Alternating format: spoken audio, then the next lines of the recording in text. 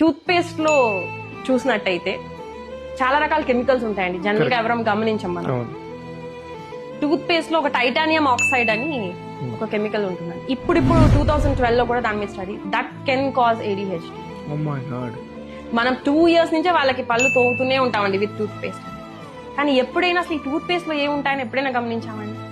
దాంట్లో ఉండే కెమికల్స్ ఏంటి వాటి వల్ల?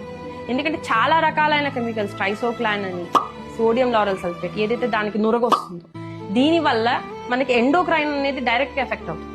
థైరాయిడ్ డిస్రప్టర్ అండి. ట్రైసోక్లాన్ అని మీరు కనుక చూసినట్టయితే it is a thyroid disruptor. ఎందుకు ఇన్ని థైరాయిడ్ వస్తున్నాయి అంటే వీ హ్యావ్ రీజన్స్ అండి. సో ఇలాంటి ఎన్విరాన్మెంటల్ ఎఫెక్ట్స్ కనుక మనం కనుక తెలుసుకుని వాటి నుంచి వాళ్ళని తక్కువ స్టార్ట్ అయిపోతుంది. ఫస్ట్ పనిలోనే మనం వాడేదే బ్రష్, ఫుల్ గా కెమికల్స్ తో ఉండే ఇది వాడుతున్నాం అండి. అంటే ఎంత కెమికల్ కి దూరంగా ఉంటే అంత ఆరోగ్యకరంగా ఉండొచ్చు అంట. మనకి డీటాక్సింగ్ కెపాసిటీ అయినా ఉండాలండి.